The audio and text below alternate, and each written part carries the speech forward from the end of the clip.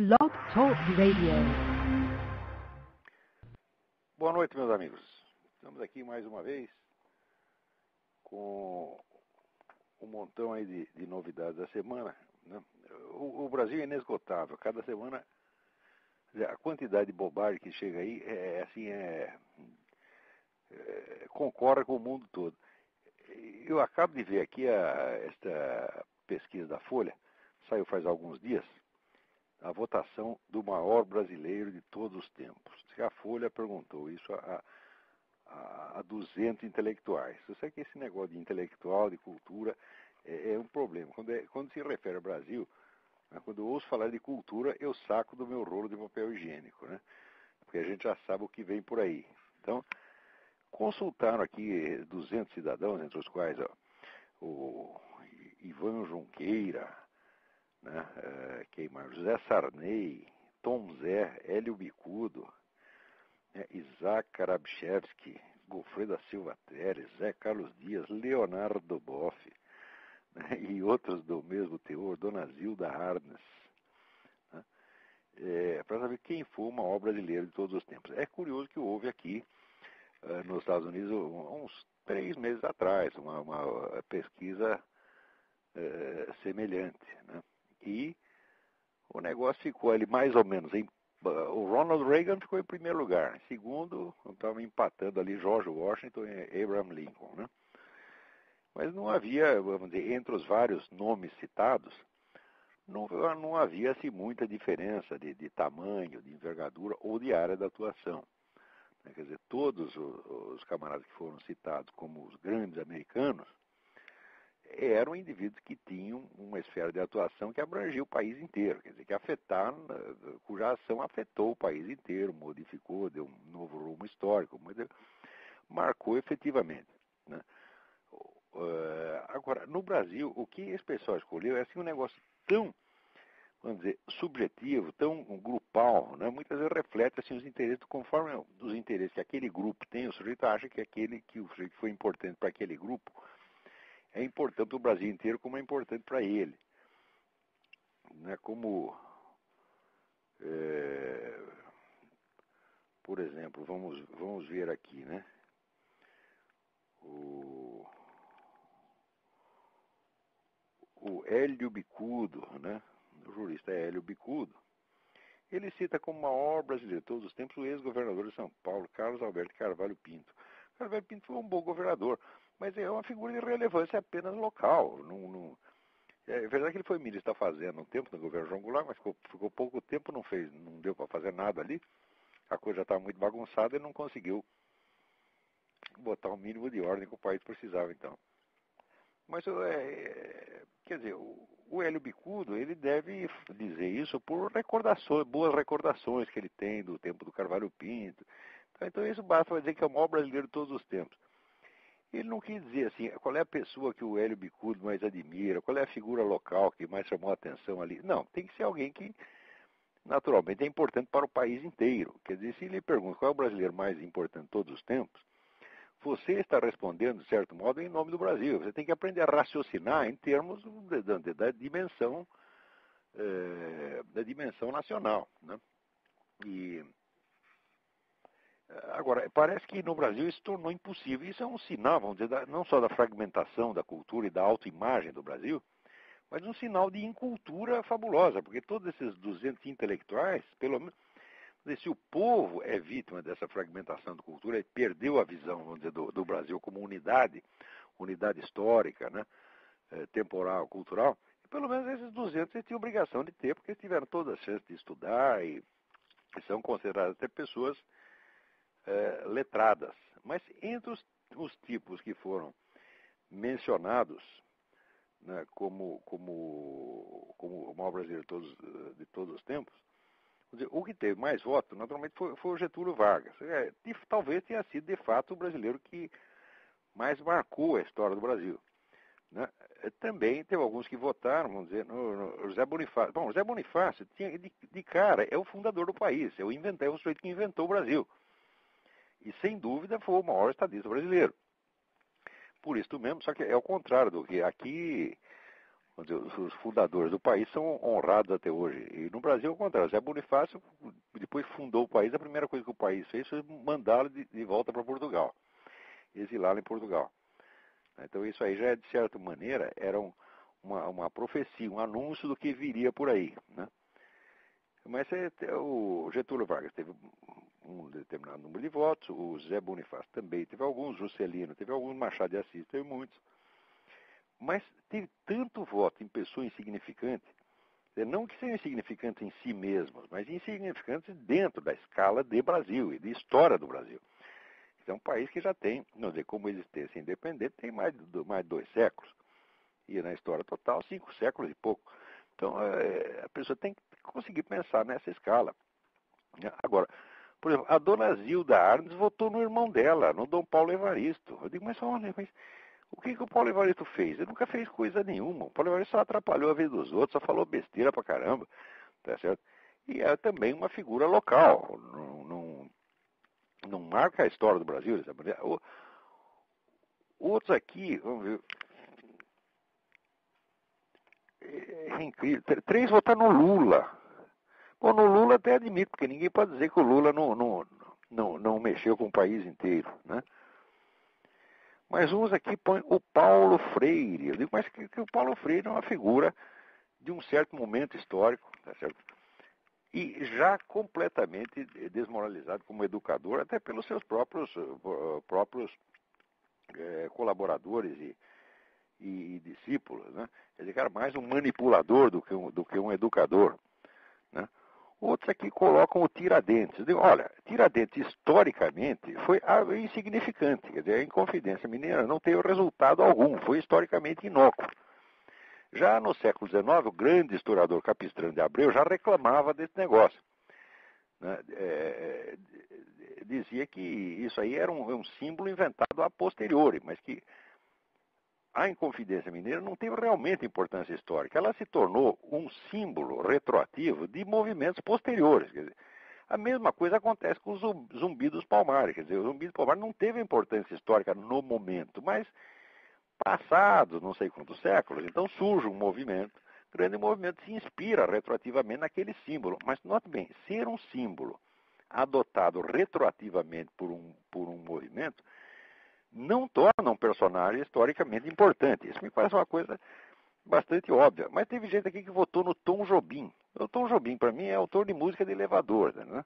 Um bom compositor de música de elevador, mas como é possível, né? Quer dizer que um compositor de música popular seja o maior brasileiro de todos os tempos. Eu imagino o pessoal aqui, né, por exemplo, votando, sei lá, no Michael Jackson ou na Madonna. Essa ideia jamais ocorreria um americano. Quer dizer, qualquer cidadão americano tem ideia do que é nacionalidade, do que é dimensão histórica do país. Todos têm.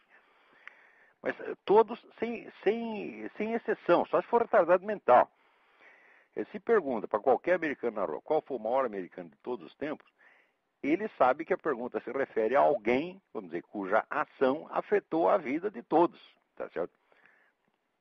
E afetou de preferência positivamente. Positivamente ou negativamente você pode até, vamos dizer, discutir, mas tem que ser alguém desta envergadura, tá certo? E que afetou não só num ponto específico, especializado, por assim dizer, mas ajudou a moldar o país. Todo mundo entende imediatamente que essa pergunta se refere a isso. Agora aqui, por exemplo, o Luiz Carlos Barreto respondeu, o maior brasileiro de todos os tempos foi o Mané Garrincha. E como é possível um treco desse? Né? O Garrincha não afetou nem a vida dele próprio. O Garrincha só se ferrou a vida inteira. Tudo que ele fez deu errado, a não ser o que ele fazia em campo, saía do campo, só se azarava. Quer dizer, era o tipo do personagem impotente, ele não agia, né? Ele era agido pelo meio ambiente.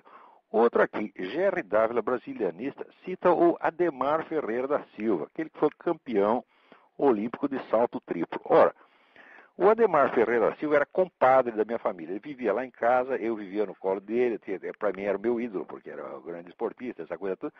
Mas jamais me passaria na cabeça votar no Ademar Ferreira da Silva, só porque ganhou um campeonato olímpico de salto triplo.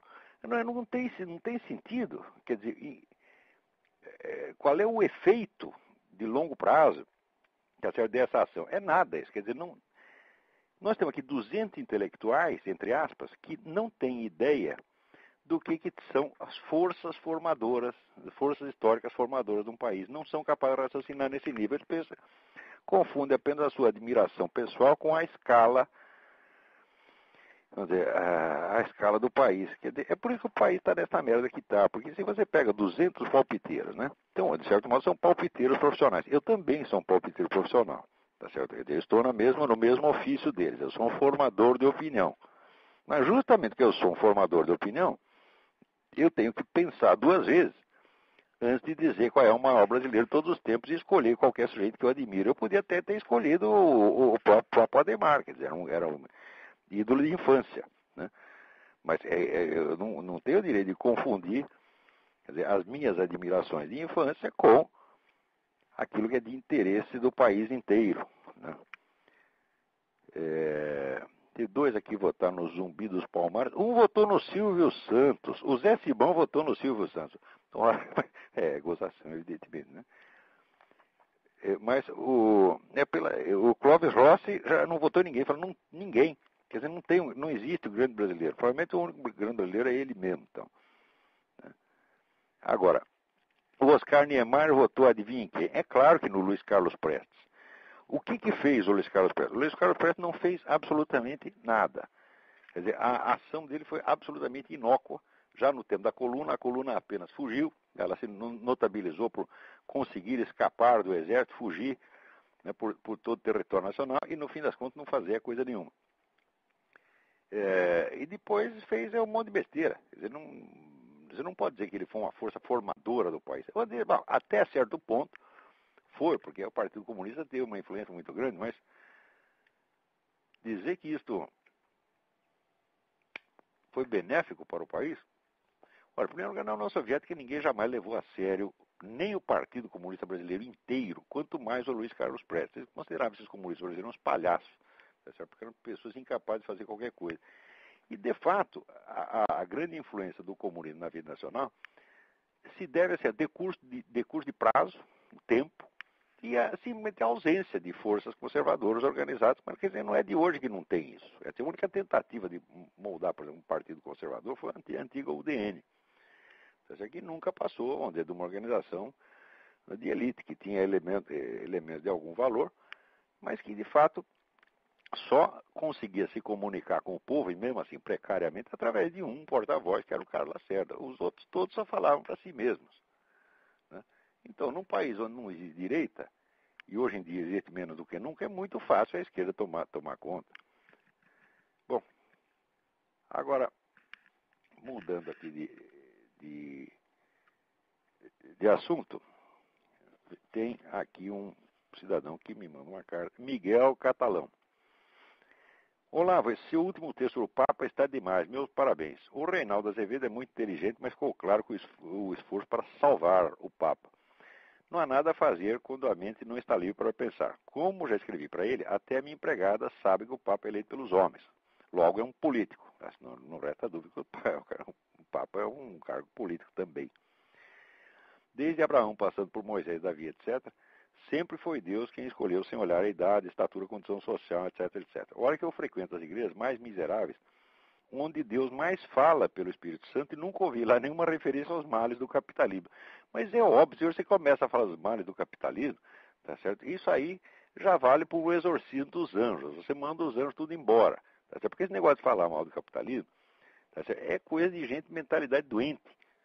Tá certo? Quer dizer, eu não conheço uma pessoa que, em sã consciência, vamos dizer, escolheria viver num regime comunista, a não ser que seja, por exemplo, um espião. O espião, você trabalhou como espião aqui nos Estados Unidos, foi descoberto, bom, então ele tinha que ir correndo para a União Soviética, que só lá poderia sobreviver. Mas escolher, porque dizer que lá a vida é melhor, a União Soviética, ou China, ou Cuba, ninguém escolhe, tá certo?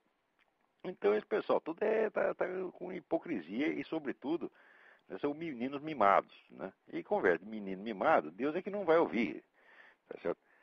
Então, mas já ouvi inúmeras coisas do tipo, vai chegar alguém conhecido seu para te pedir ajuda e Deus manda te dizer que ai de ti que ajudes, porque ficarás na mesma prova dessa mesma pessoa, assim como também já ouvi mandar determinada pessoa trabalhar em vez de ficar pendurado nos outros.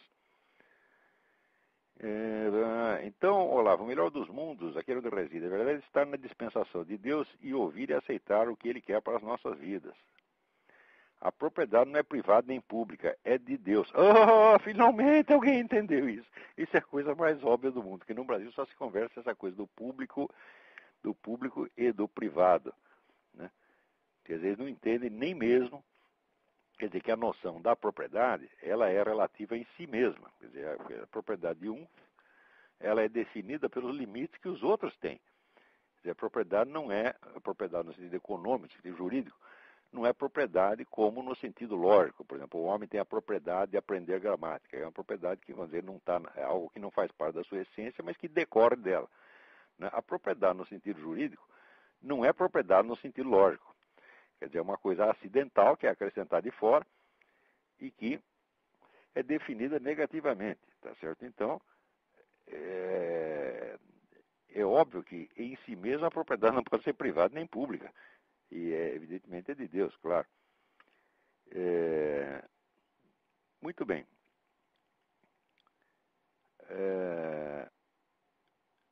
Agora, o próprio Reinaldo Azevedo, comentando aqui o meu artigo sobre o Bento XVI,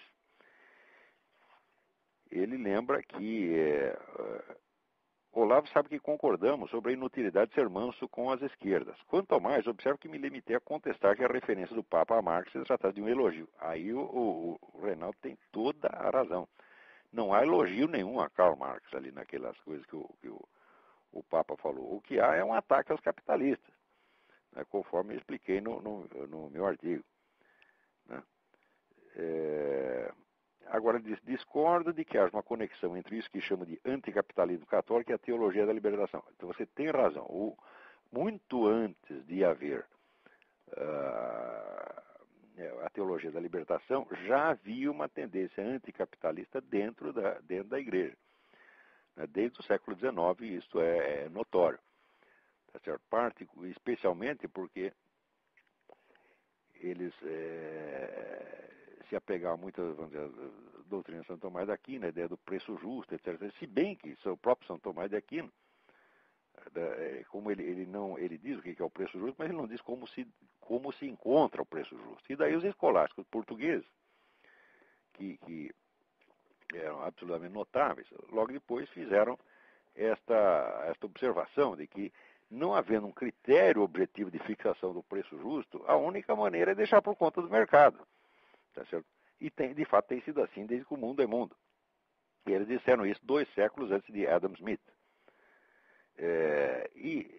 Mas parece que a chamada doutrina social da igreja jamais prestou muita atenção nisso. Embora a igreja defenda a propriedade privada, ela sempre teve alguns problemas, vamos dizer, com a questão dos juros, às vezes porque a gente vê que os doutrinários católicos não entendiam direito como é que funcionava o negócio, né? Não entendia bem o princípio do lucro. Aliás, eu escrevi sobre isso, um artigo chamado Capitalismo e Cristianismo. Quer dizer, se Santo Tomás de Aquino tivesse lido von Mises, concordaria inteiramente com von Mises, né? Aliás, von Mises não, o Eugen von Böhm-Bawerk, tá certo? Ele já diz que a questão, vamos dizer, dos juros é o seguinte: a diferença do pobre e o rico não é só que um tem mais dinheiro e o outro tem menos. É que o pobre precisa do dinheiro na hora e o rico pode esperar para gastar depois. Entendeu? Então, a diferença aí é que um sujeito empresta o dinheiro ao outro, ele está dando um dinheiro atual em troca de um dinheiro meramente virtual.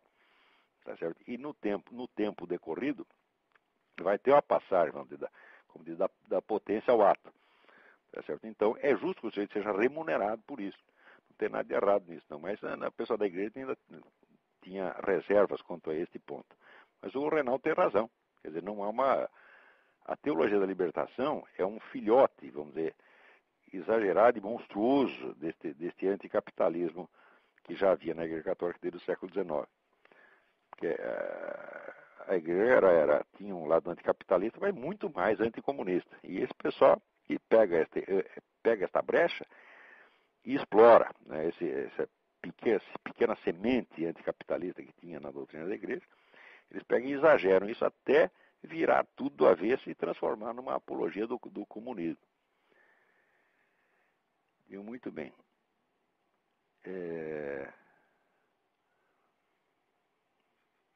Então aqui tem uma carta da Adelice Godoy. A Adelice foi minha aluna em São Paulo. Tudo bem aí, Adelice? Então vamos lá. Só para dizer que os seus textos e seus programas de rádio estão muito, muito bons. A diferença que existe entre liberais e conservadores que você descreve nos seus textos é muito esclarecedor. Eu fiz uma pergunta para você há tempo, tinha ficado de ligar para você, mas não deu certo. Então vai de novo. A pergunta está baseada em algumas coisas que você colocou no seu último artigo e numa observação que você fez em uma das suas aulas, que eu acho que não entendi direito. Você colocou que individualmente a neurose é como uma mentira que o sujeito contou e depois de muito tempo ele esqueceu que era mentira, passou a acreditar naquilo. E você, se eu entendi direito, diz que existe um paralelo com essa neurose coletiva que descola o pensamento da realidade. Isto é, a paralaxe cognitiva. É exatamente isso. Você diz que em algum momento alguém mentiu deliberadamente e que depois as pessoas passaram a agir acreditando genuinamente na mentira contada. E houve um primeiro mentiroso.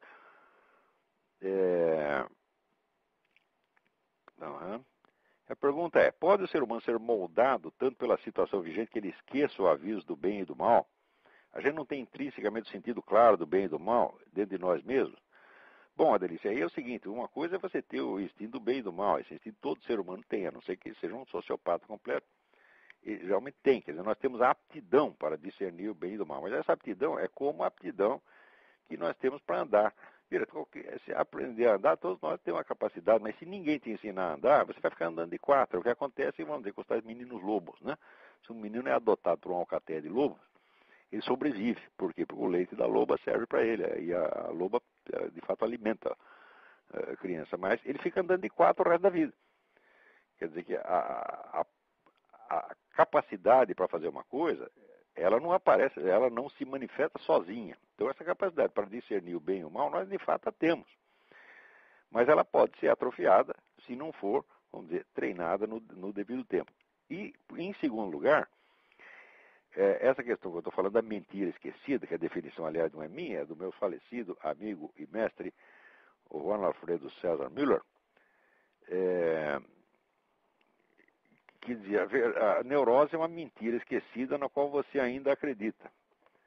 Eu acho essa definição absolutamente perfeita, e acho que ela vale tanto para os indivíduos quanto para as comunidades. Então,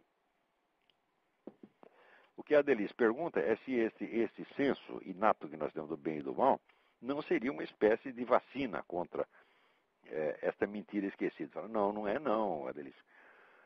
Porque você discernir o bem e o mal é uma coisa, e você discernir uma questão de fato, uma veracidade ou falsidade de fato, é outra operação completamente diferente. Quer dizer, aí você precisa ter todas as informações. Ademais, a capacidade de discernir o bem e o mal não quer dizer que você vai escolher ser necessariamente o bem. Você, no começo, você escolhe o mal sabendo que é mal. Tá certo? Depois, aos poucos, você não aguenta. O seu arrependimento fica muito. E o próprio instinto que o ser humano tem pelo bem o faz com que ele passe a nomear o mal de bem. Quer dizer, porque vamos dizer, as várias virtudes, elas não operam necessariamente em consonância. Elas podem entrar em conflito umas com as outras. Tá certo? Por exemplo, vamos dizer, o desejo que o sujeito tem de ser honesto, puro, etc., pode ser nele, por exemplo, mais desenvolvido do que a coragem, ou a coragem ser mais desenvolvida do que a honestidade. Isso é sempre possível. E quando você tem um pequeno defasar entre uma virtude e outra, elas já viram um problema. Né? Então, essa coisa da paralaxe cognitiva, aliás, isso vai ser exatamente esse ponto que você está mencionando aqui, vai ser assunto da minha próxima aula no dia 18, na aula por videoconferência em São Paulo.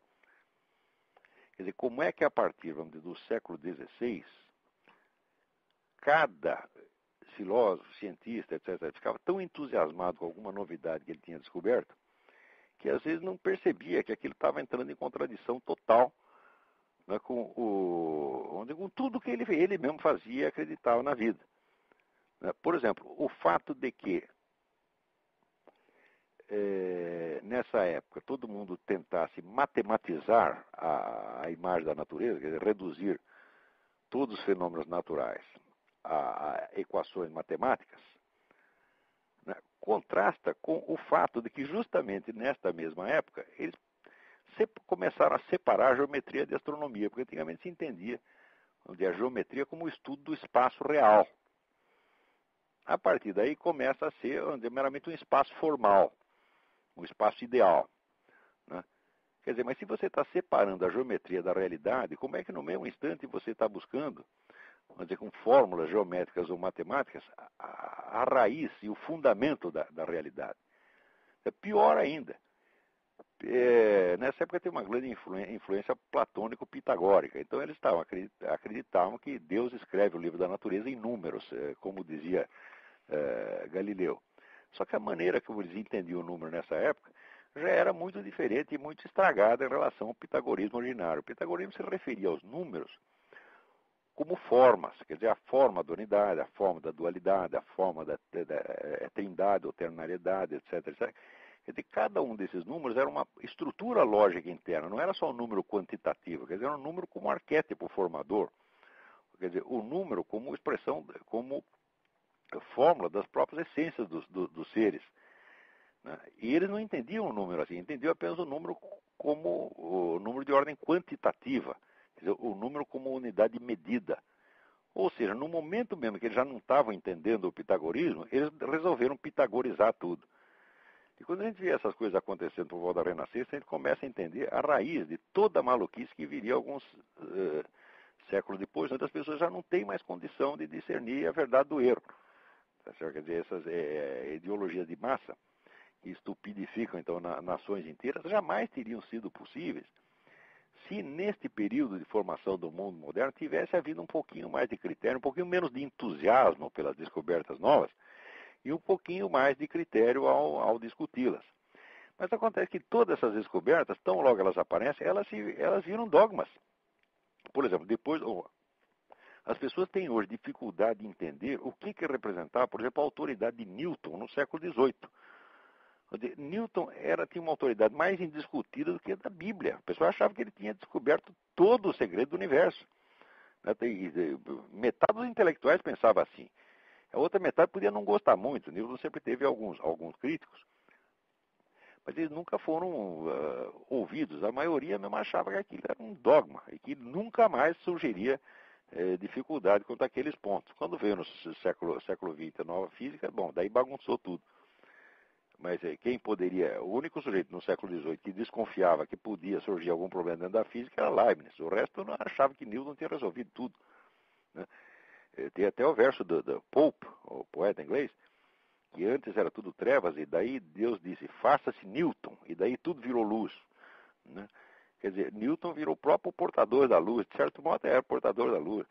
É um negócio luciferino, de fato. Né? Quer dizer, esta idolatria de Newton, sem dúvida, foi uma coisa luciferina. Ah, bom, vamos para outra carta aqui. Tem aqui o Ricardo Marques Silva, diz que o sogro dele é um médico homeopata paulista que diz que me conhece e eu fui cliente dele. E me manda lembrança. Só pode ser, então, o Dr. Carlos Armando de Moura Ribeiro, que não só era um grande médico, mas um grande homem. Eu sempre achei o Dr. Carlos Armando um gênio. Eu o conheci através do nosso amigo comum, o Dr. Juan Alfredo César Miller, e sempre fiquei muito impressionado, vamos dizer, com a profundidade e a acuidade com que esse homem tratava cada caso. Né? Então, um abraço, Dr. Carlos Armando. É um grande prazer ouvi-lo. Né? Muito bem. Tem uma outra cartinha aqui do Nestor Luiz Arosteg de Carvalho. Essa carta é muito importante. Ele disse que gostaria de tratar de um livro que descobri casualmente na estante de um amigo. Trata-se de A Mistificação das Massas pela Propaganda Política, de Serge Chacotin, publicado aqui pela Civilização Brasileira. Mais do que nunca esse nome parece irônico ou sarcástico. Em 1967, com tradução de Miguel Arraes, do original publicado pela edição Gallimard em 1952. Na ocasião não pude ler todo, pois estava apenas passando o fim de semana. Vale destacar que o autor dedica esta obra, aspas, à memória de dois homens que me inspiraram na sua educação. Meu grande mestre Ivan Pavlov, o genial pesquisador dos mecanismos sublimes do pensamento, e o meu grande amigo Herbert George Wells, o genial pensador do futuro. E nesse livro ele apresenta a receita de construção do novo mundo, trata a história desse movimento até então e mostra os planos de ação para o futuro, que não por coincidência descreve exatamente o que aconteceu em seguida nas décadas de 60 em diante até os dias de hoje. O estímulo ao conflito de gerações da década de 60, o feminismo, o combate ao racismo, entre aspas, como forma de desagregar a sociedade para melhor conduzi-la, no melhor estilo dividir para conquistar, o sindicalismo nos movimentos sociais, a doutrinação das novas gerações através da escola, da cultura e das artes, fundamentado no conceito de condicionamento pavloviano. De fato, Nestor, você tem toda a razão, eu tinha até me esquecido desse livro, mas quando ele se baseia, né, no Pavlov, quer dizer, por um lado, toda esta manipulação das massas, de fato, tem como fundamento inicial a questão do reflexo condicionado. E quanto ao Herbert George Wells, foi o sujeito que escreveu, vamos dizer, uma pá de livros, né, traçando o plano do que ele chamava do mundo planejado. Né? O planejamento global foi uma ideia do Wells, e essa ideia pegou. O Wells tem discípulos em toda parte até hoje, até mencionei, né, no programa passado. Quer dizer, esse foi o grande inspirador de todo o socialismo fabiano e inspirador do negócio da nova ordem mundial.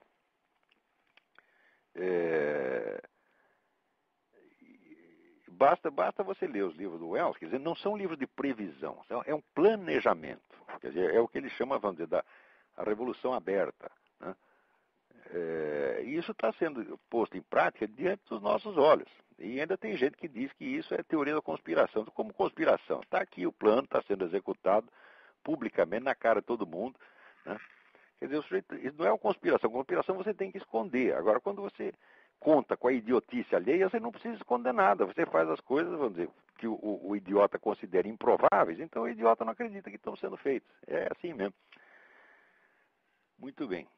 O que mais temos aqui?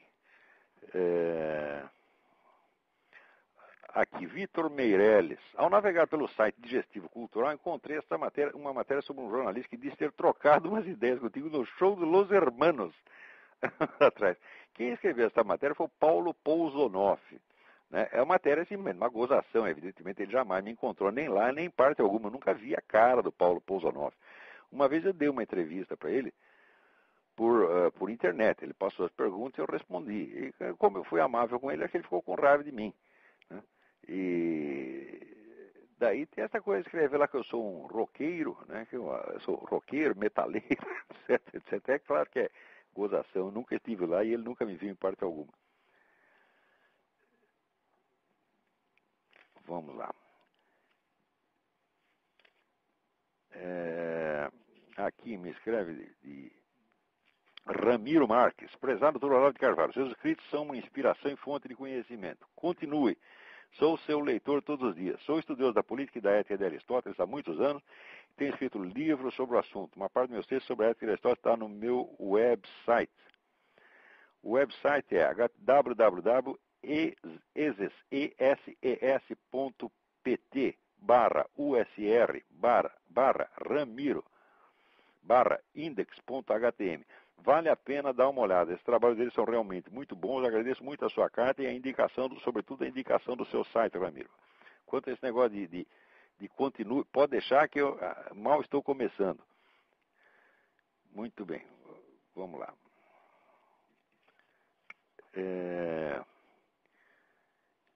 Tem algumas questões para o Throat Speak. Que tipo de música você ouve? Se elas influenciam o trabalho? Olha, eu raramente ouço música. E quando ouço, eu ouço sempre as mesmas. Em geral, eu ouço Bach e Wagner. E eu gosto de música caipira. Música caipira brasileira, música caipira americana. Né? E música folclórica antiga de qualquer nação europeia. Eu gosto de tudo isso. Quer dizer, eu gosto do que é bem popular e do que é bem erudito. Tudo que está no meio, eu não gosto, não. Quer dizer, essa coisa que o pessoal chama de popular, mas que na verdade é música industrial, né, que vai aí do Tom Jobim, Madonna, né, Michael Jackson, tudo isso aí para mim é perda de tempo. Aqui, Rômulo Viana, mais uma vez você está com a razão. Os militares de hoje, de sandálias e bermudas, perderam o poder moderador, a liderança. Virou uma atividade lúdica e a política. No livro Ideais Traídos, do general Silvio Frota, prefaciado por seu filho e meu amigo dileto Luiz Paragana da Frota, fica claro quando começou essa deterioração. Será reversível Olha, Romulo, não tenho a menor ideia, mas o negócio está ruim. Porque a gente vê que mesmo quando os militares reagem à situação, eles não estão entendendo direito, tá certo? Porque, em primeiro lugar, tem muito militar influenciado aí por esse pessoal do Lyndon LaRouche, né, que tem, vamos dizer, esse sim é o teórico da conspiração. Ele acredita que é uma conspiração contínua dos capitalistas que começou em Veneza, quer dizer que a pessoa, ele chama todo mundo os venezianos, né? E ele diz que foi uma conspiração de aristotélicos contra platônicos, né? Por incrível que pareça, ele é o único sujeito que diz que na Renascença predominaram então os ideais aristotélicos sobre os platônicos. Isso é a exata inversão da realidade. Mas, então, o pessoal, por exemplo, tem muita gente que acredita na história dos controladores, né? Eu devia até estar lendo no site do Jorge Serrão, porque os controladores, então com isso ele quer dizer esses grandes capitalistas que são os inspiradores, criadores e inspiradores da nova ordem mundial, mais ou menos na linha do Herbert George Wells. E eles acreditam nessa coisa de controladores, e tudo que acontece eles atribuem aos controladores. Falam, olha, eu já expliquei e vou explicar de novo. Planos de governo mundial existem e estão em execução, mas não é um plano só, não é unívoco. Tá certo? Você tem pelo menos 3 planos em concorrência. Você tem este da nova ordem mundial, você tem o plano do Pacto de Solidariedade de Nanquim, que é Rússia e China, e você tem todo o projeto islâmico, que é um projeto globalista já de muitos séculos. Tá certo? Eles não operam em conjunto, tá certo? E você tem ainda o que eles chamam o novo século americano, que não é bem um projeto de governo global, é um projeto global, mas não de governo global, que é o projeto dos nacionalistas americanos, que gostariam que os Estados Unidos tivessem, vamos dizer, uma posição hegemônica, mas não como governo mundial, tá certo? Então você tem esses 4 planos mundiais em plena concorrência e às vezes conflito aberto. Explica tudo como obra dos controladores, aí já é maluquice. Tá certo? Isso é como você explicar tudo como conspiração maçônica, conspiração judaica, etc, etc. Isso tudo é loucura, não é assim que se faz. Tá entendendo? Você, para rastrear um movimento histórico, você tem que ir, vamos dizer, pela transmissão de significados de uma geração a outra, de maneira mais ou menos documentada, de modo que um se refere ao outro, que se refere ao outro, que se refere ao outro, aí você rastreia, você identifica uma corrente histórica, vamos dizer, documentadamente, né? Mas, assim, você ir por analogia, só porque apareceu uma coisa no século XX que se parece com outra do século XVIII, não quer dizer que tem continuidade, não. Por exemplo, você falar, por exemplo, a Ordem dos Illuminati, etc. Bom, claro, existe a Ordem dos Illuminati e tem gente que pensa mais ou menos como os Illuminati, mas não quer dizer que você tem uma continuidade da ação histórica. Você precisa aprender a distinguir o que são analogias do que são continuidades. Esse pessoal não sabe. Tá certo? E esse tipo de teórico influencia muito a cabeça dos nossos militares. Tá certo? E eles acreditam nisso. Então acreditam que o Brasil é vítima de uma conspiração dos capitalistas aí de Nova York unidos com os comunistas. Olha, não é bem assim. Né? Então, como sempre, o problema do Brasil é a falta de cultura. As pessoas não estudam, elas não leem livros. Eu lembro que uma vez eu disse numa classe que um estudioso precisava ler pelo menos 80 livros por ano, as pessoas quase me bateram, ficaram assustados, né? Acharam que eu queria massacrá-los. E então, assim não dá, quer dizer, se não ler pelo menos 80 livros por ano, você não vai conseguir acompanhar o que está acontecendo. Muito bem.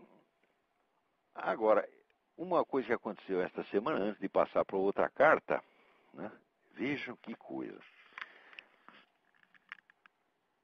Uma das principais líderes feministas, aqui saiu na Folha,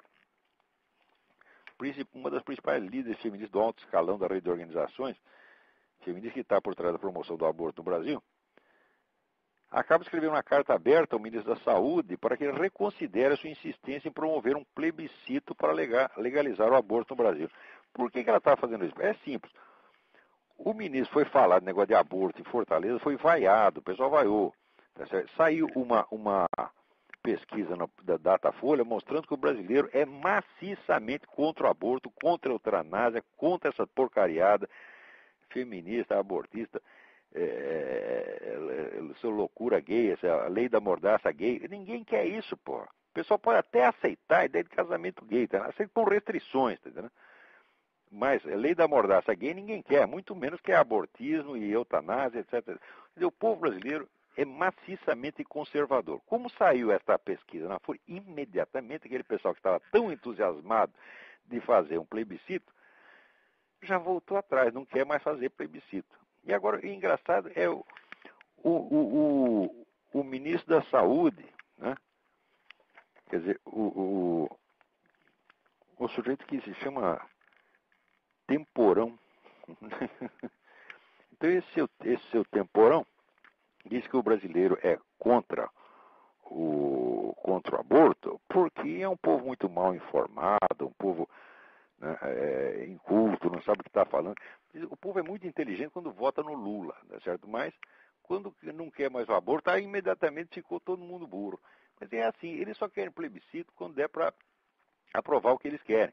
Como levar aquela entortada no plebiscito das armas, quer dizer, gastaram bilhões de propaganda. E do outro lado tinha 3 ou 4 fulano, entre os quais o meu leitor Raimundo Niscioli, que eu considero um herói nacional, fazendo lá uma campanha de esclarecimento. E o pequenininho ganhou do gigante, quer dizer, o Davi ganhou do Golias.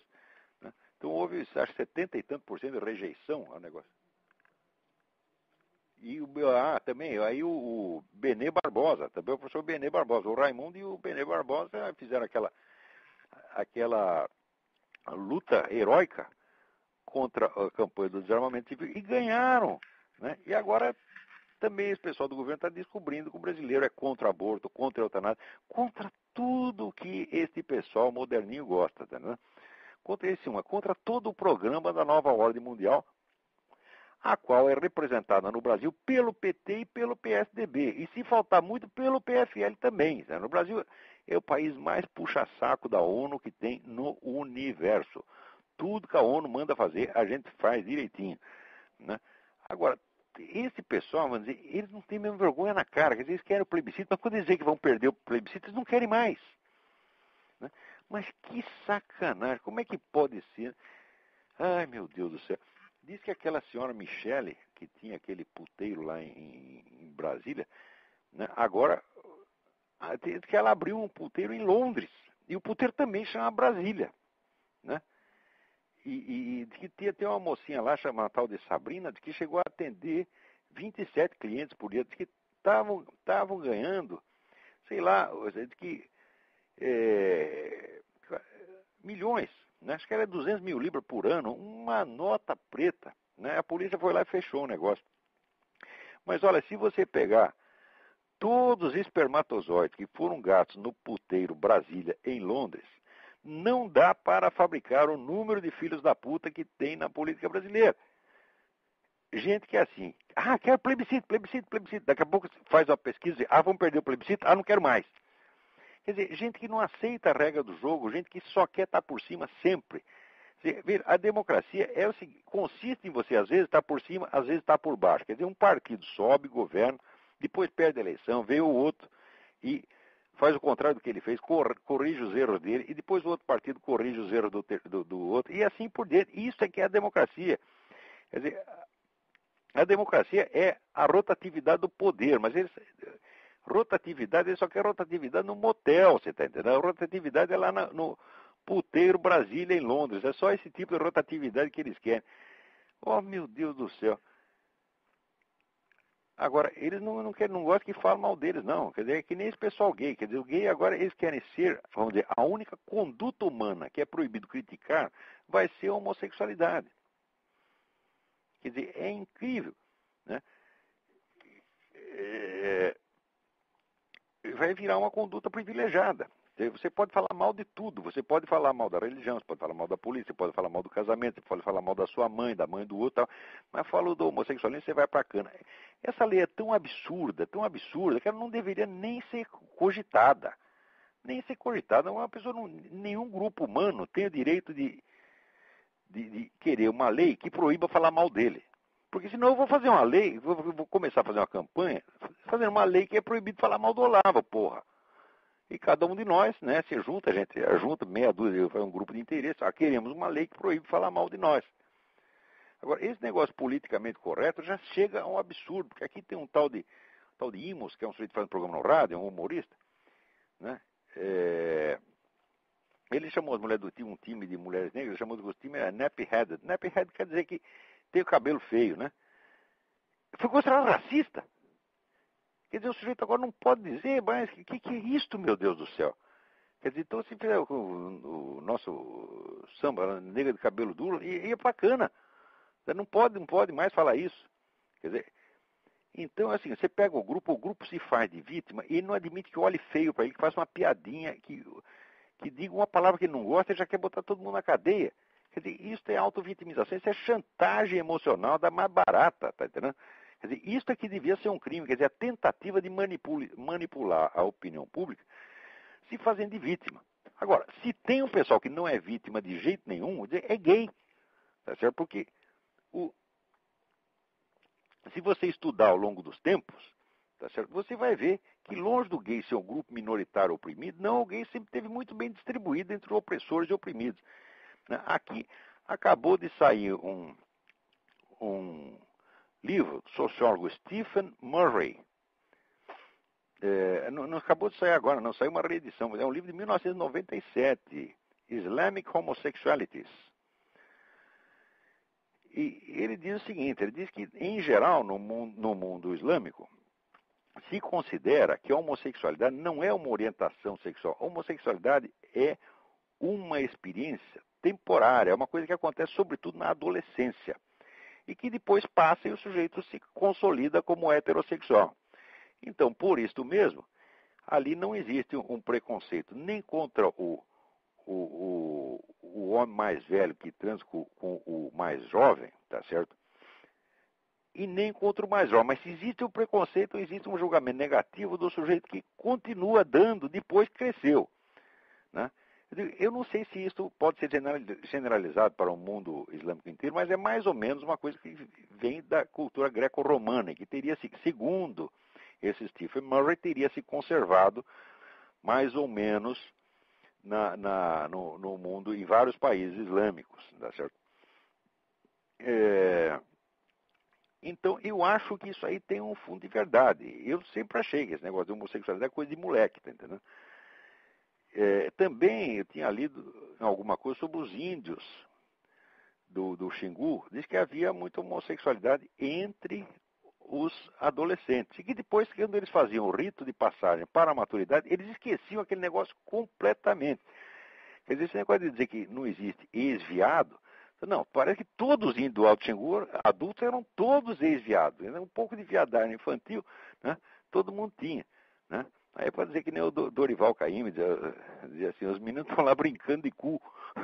Então, é coisa de criança. Então, o Xingu estava cheio de ex-viados, né? Eu acho que deve ter um fundo de verdade psicológica nisso também. Quer dizer, também entender a homossexualidade não como uma orientação a qual o sujeito está obrigado. Parece que, porque o pessoal do movimento gay quer carimbar, quer dizer, teve uma, né, que nem Lord Byron. Lord Byron, ele transou com 200 mulheres, né, e 2 homens. Logo, o que ele era? Ele era viado disfarçado. Agora, vai disfarçar bem assim, no raio que eu parto. O sujeito tentou comer 2 homens, lá, ou dá para 2 homens, tentou, não deu muito certo, ele desistiu disso e comeu 200 mulheres. Aí ele fica carimbado como homossexual pro resto da vida, né? Quer dizer, eles fazem questão de colocar a homossexualidade como uma coisa que o sujeito não tem o direito de largar. Você sabe que até os nossos conselhos de psicologia aí, eles perseguem psicólogos que, por exemplo, chega lá um cliente dizendo, olha, eu sou homossexual, mas eu não quero, isso me constrange, né? Você não pode tratar essa pessoa, você tem que mandar a pessoa embora. Ou então dizer, não, o senhor tem que continuar homossexual, é obrigatório. Né? Quer dizer, se tentar tirar o sujeito daquilo, chega lá o conselho de psicologia e vai te perseguir. Eu já vi casos desse tipo. Eu não sei se é uma orientação publicamente assumida ou se é uma coisa embaixo do pano, mas sei que eles fazem isso, eles fazem. Então, essa coisa desse Stephen Murray, eu não li o livro, mas eu estou alertado para isso e vou ler mais que depressa, porque parece que é muito coincidente o que ele diz daqui do que eu li sobre os índios do Xingu e em vários outros tem referência a várias outras culturas em que acontecia a mesma coisa, que a homossexualidade ela desaparecia tão logo que tinha o rito de passagem para a maturidade. Né?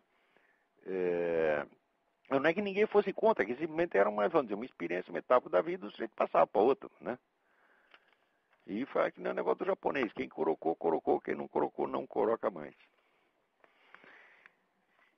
Então, vamos lá, aqui outra pesquisa, a eutanásia é reprovada por 57% da população. Né? E aqui temos... Olha, aqui tem um negócio interessante. A Emanuele Carvalho me manda uma carta dizendo que a 51ª sessão da Comissão da Condição da Mulher na ONU, em 2007, exigiu, aspas, a eliminação de todas as formas de discriminação em relação às meninas, discriminações que levam ao infanticídio feminino e à seleção sexual pré-natal. Ou seja, a ONU é contra a pessoa abortar porque descobriu que o feto é menina e ele que é menino, então manda abortar. Quer dizer, uai, todos os motivos são justos para abortar, menos esse. Por quê? Quer dizer, que coisa mais absurda. O aborto é livre ou não é livre? Ou você quer aborto para todo mundo, tá certo? E deixa o negro escolher o sexo do filho à vontade. Quer dizer, não, você não pode fazer a discriminação sexual pré-natal. Não pode fazer a discriminação sexual, mas pode matar por outro motivo. Ah, matou porque não quero. Me deu na cabeça. Matei por frescura, tá certo? Quer dizer, o que a lei do aborto quer é o seguinte, é o direito ao homicídio por frescura. Quer dizer, deu na cabeça que pode matar, pode matar. Agora, se é porque não quer menina, isso não pode. Ora, porra. Agora, olha, esse pessoal de esquerda, eles não tem vergonha mesmo. Aqui, por exemplo, aqui, eles andaram, o pessoal do desarmamentista andou fazendo uma campanha danada para ver se pegava coisa de desarmamento, nunca pegou, tá certo? Daí o que eles fazem? Aqui tem uma lei, no estado de Virgínia, você pode andar com arma até na rua. Você pega espingarda, você sai com a espingarda na rua, não tem nenhum problema. Você não pode andar com arma escondida. Se descobrem que você está com um revólver embaixo do paletó, tu vai para cana. Porque eles partem do princípio muito certo de que se o negro está com a arma escondida, ele está com treta. É certo? Ao passo que se está apenas com uma espingarda, com um revólver, bom, o negro foi caçar, foi praticar tiro ao alvo, é alguma coisa pública, que ele não tem o que esconder, é uma coisa honesta. Muito bem, o que os desarmamentistas fizeram? Tem um jornal aqui na cidade de Roanoke, publicou uma lista de todo mundo que tinha licença para andar com arma escondida. Você pode ter arma escondida, mas você tem que ter a licença, tá certo? Para ter arma em geral, você não precisa de licença nenhuma, você vai na loja e compra. Mas se você quer andar com arma escondida, você tem que tirar uma licença. O que os caras fizeram? Publicaram a lista de todo mundo que tinha licença, só para sacanear os caras. Quer dizer, mas agora a NRA, National Rifle Association, fez lá um processo e o procurador geral da Virgínia mandou parar com a brincadeira, mandou tirar as listas do ar. Mas é assim, esse pessoal, se a gente não fica de olho neles, eles sempre é que nem barata. Se acende a luz, ele some. Apaga a luz, as baratas vêm tudo de novo. Tem alguém na linha aí, vamos ver quem é. Alô?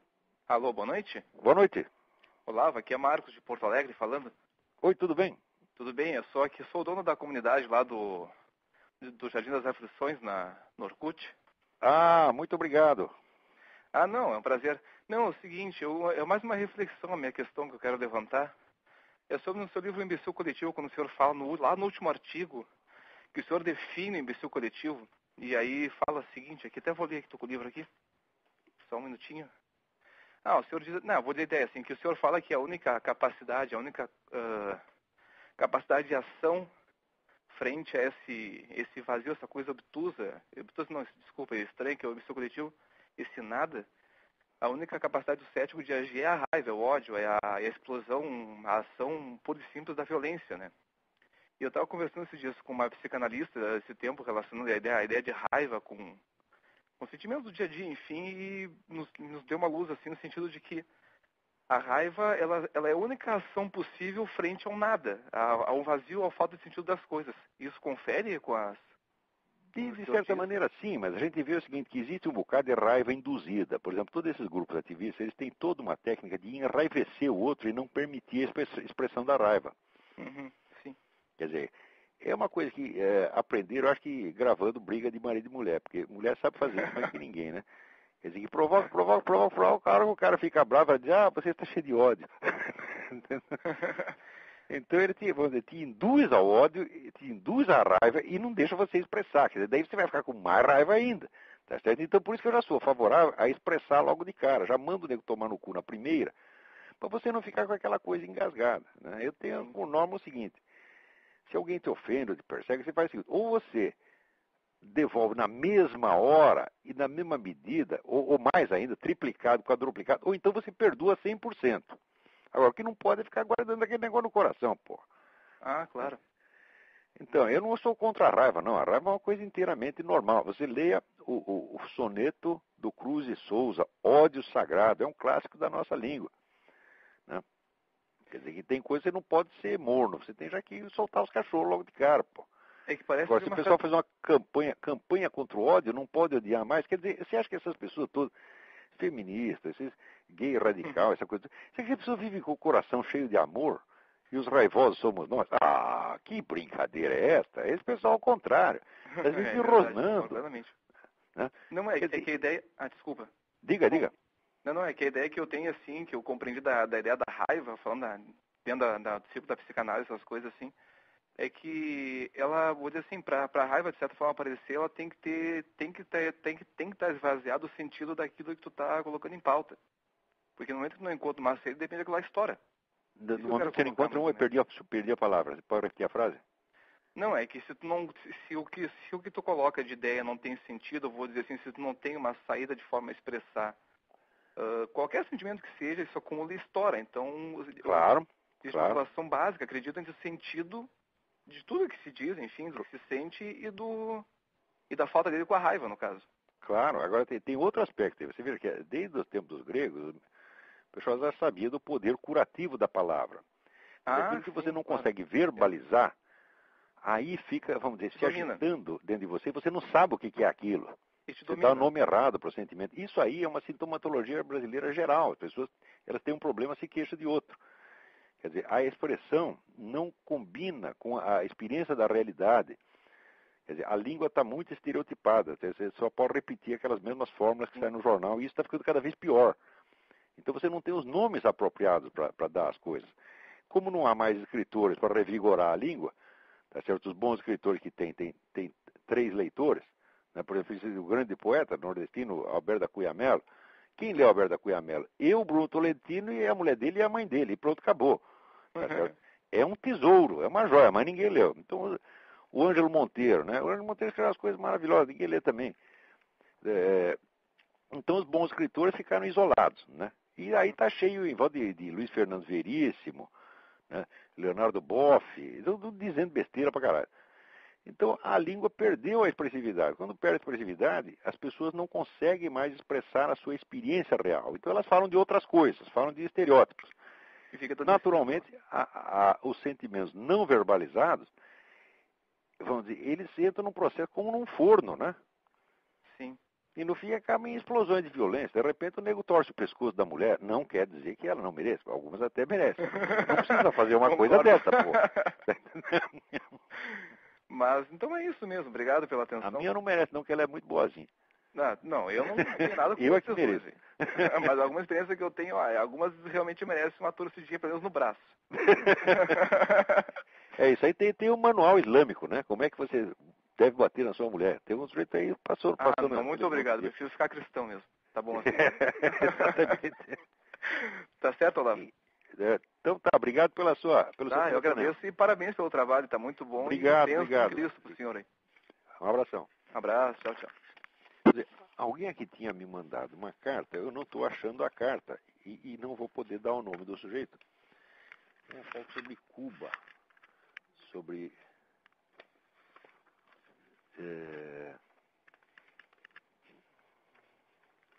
dando uma dica aqui. Olha, eu não vou conseguir citar o nome do cidadão porque eu não estou achando a carta, mas eu me lembro claramente dela. Dizendo o seguinte, vocês vão no YouTube e procurem o título Las Torturas de Fidel. E vocês vão ver lá, né, as entrevistas do pessoal que fez lá o Livro Negro da Revolução Cubana, contando, né,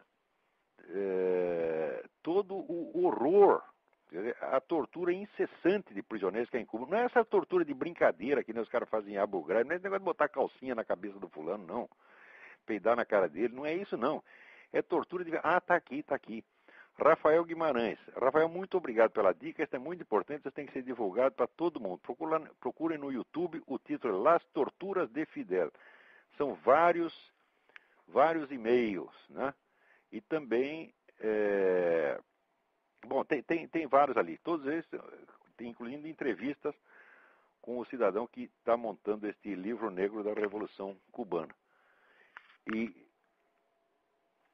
então, com isto, encerramos aqui o nosso programa. Sobraram algumas cartas importantes aqui, eu vou ver se a semana que vem eu leio aqui, mas por hoje já acabou o nosso tempo. Então, muito obrigado a todos e boa noite.